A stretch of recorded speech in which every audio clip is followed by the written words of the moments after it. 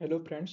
तर आता आपण पाहणार आहोत आयज डिसीजेसचा नेक्स्ट टॉपिक, ज्याचं नाव आहे हॉर्डिओलम किंवा स्टाईल्स देखील म्हणतो. तर आपण पाहू शकतो या डायग्राम मध्ये किंवा फोटोमध्ये काय होते. तर पेशंटच्या लीड मार्जिनच्या ठिकाणी एक लंप किंवा एक गाठ तयार झालेली आहे, जी पेनफुल असणार आहे. तर स्वेलिंग असणार आहे त्यामध्ये. तर ही असणार आहे आपली हॉर्डिओलम किंवा स्टाईल. तर सुरू करूयात. हॉर्डिओलम किंवा स्टाईल. तर हॉर्डियलम किंवा स्टाईल तर काय असणार, a red painful lump near the edge of eyelid that may look like abscess or pimple. म्हणजे काय असणार, ती रेड पेनफुल अशी लंप म्हणजे गाठ near the edge of eyelid, म्हणजे आयलिडच्या ठिकाणी किंवा आयलिडच्या कॉर्नर्सच्या ठिकाणी ही दिसून येते. That may look like abscess म्हणजे ॲब्सेस किंवा पिंपल टाईप मध्ये दिसून येते ती. तर यामध्ये दोन टाइप्स असतात, एक म्हणजे एक्सटर्नल हॉर्डिओलम, दुसरे म्हणजे इंटरनल हॉर्डिओलम. तर प्रथम पाहूयात आपण एक्सटर्नल हॉर्डिओलम. तर एक्सटर्नल हॉर्डिओलम म्हणजे काय, acute suppurative inflammation of glands of Zeis. म्हणजे काय असणार, तर अक्यूट असणार आहे म्हणजे छोटी, आणि सपोरेटिव्ह म्हणजे पिकलेली. तर इन्फ्लेमेशन ऑफ ग्लँड्स ऑफ झीज, तर झीज ग्लँड्सच्या ठिकाणी इन्फ्लेमेशन आणि सुपरेटिव्ह ॲक्यूट असणार आहे ती, असे असणार आहे ती म्हणजे एक्सटर्नल हॉर्डिओलम. त्याचा कॉझेटिव्ह ऑर्गॅनिझम कोणता असणार आहे, तर तो म्हणजे स्टेफायलोकोकस ऑरिस. त्याचबरोबर याचे कॉजेस काय असणार आहे, तर common in children and young adult. तर हे चिल्ड्रन्स आणि यंग अडल्ट्समध्ये कॉमन दिसून येणार आहे. तर त्याचप्रमाणे काय असणार आहे, पेशंट विथ आय स्ट्रेन, म्हणजे आय स्ट्रेनशी रिलेटेड जर पेशंट असेल तर त्यामध्ये देखील हे एक्सटर्नल हॉर्डिओलम दिसून येण्याचे कारण आहे. तर त्याचबरोबर काय, habitual rubbing of eye with fingering of lids and nose. म्हणजे काय, आपण हॅबिच्युअल रबिंग म्हणजे काय आपण पाहू शकतो की लहान मुलांना कशी सवय असते की डोळा चोळणे वगैरे. त्याचबरोबर नाकाच्या ठिकाणी आणि डोळ्याच्या कोपऱ्याच्या कॉर्नरमध्ये आपण चोळण्याचे कृत्य बऱ्याचदा लहान मुलांमध्ये पाहू शकतो. तर याच्यात अनहायजिनिसिटी निर्माण झाल्या कारणास्तव काय होते, तर ह्या एक्सटर्नल हॉर्डिओल होण्याची शक्यता असते. तर याचे क्लिनिकल फीचर्स काय असणार आहेत, तर फर्स्ट ऑफ ऑल सायन्स काय दिसून येतील, swelling, redness, oedema in affected lid, आणि त्याचप्रमाणे ॲब्सेस फॉर्मेशन ह्या गोष्टी दिसून येतील. काय असणार, तर स्वेलिंग म्हणजे स्वेलिंग तर आहे, रेडनेस म्हणजे लालसर दिसून येते, मागाशी डायग्राममध्ये पाहिले.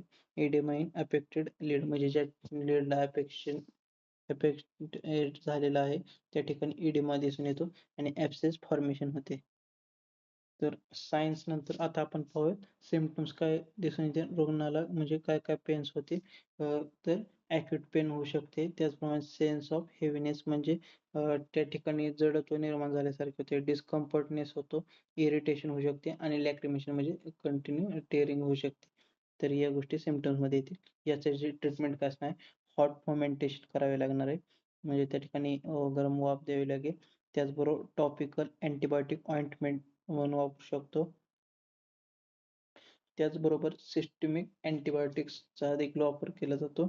आणि डायबिटीज मेलाइटिस म्हणजे जर असेल तर should be rule out, and if diabetes mellitus absent first drain out through small incision.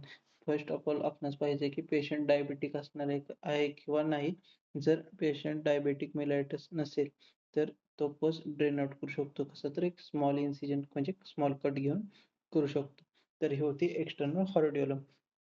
त्याचबरोबर आता पाहूयात इंटरनल हॉर्डिओलम म्हणजे काय असणार आहे, तर suppurative inflammation of meibomian gland caused by blockage in meibomian duct due to staphylococcus infection. म्हणजे काय होते, तर एक्सटर्नल हॉर्डिओलम मध्ये आपण पाहिले की ग्लँड ऑफ झीज होते.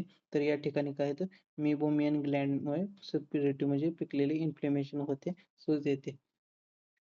आणि आता याचे पॉझिटिव्ह ऑर्गॅनिझम काय असणार, तर स्टेफायलोकोकस ऑरियस हेच असणार आहे.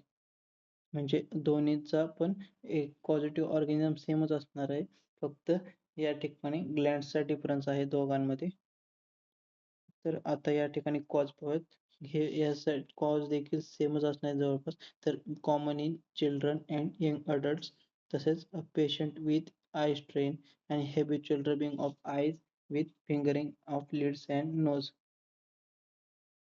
ह्याचे क्लिनिकल फीचर्स देखील तसेच प्रमाण राहण्याचे म्हणजे swelling, redness, oedema in affected lid, abscess formation आणि सिम्पटम्स देखील कॉमनच राहतील. काय ते म्हणजे acute pain, sense of heaviness, discomfort, irritation, lacrimation. तर यासाठी ट्रीटमेंट देखील सेमच राहते. फक्त आपणास एक्सटर्नल हॉर्टिलम विचारतात का इंटर्नल हॉर्टिलम एक्झाममध्ये विचारतात, त्यानुसार लिहायचे असणार आहे. तर या ठिकाणी ट्रीटमेंट काय असणार तेच fermentation, topical antibiotic ointment, systematic antibiotic द्यावे लागतील किंवा डायबिटीज मेलायटिसचं पेशंट पहिल्यांदा शोधून काढायचं जर नसेल तर पस ड्रेन करायसाठी स्मॉल इन्सिजन घ्यावे. यासारख्या गोष्टी म्हणजे थोडक्यात एक पेज भरवण्यासाठी आणि त्याचप्रमाणे एक्झामिनरला प्रॉपर वेमध्ये समजून देण्यासाठी हे आपण पॉइंट्स लिहू शकतो. तर ही होती हॉर्डिलम किंवा स्टायलिंग.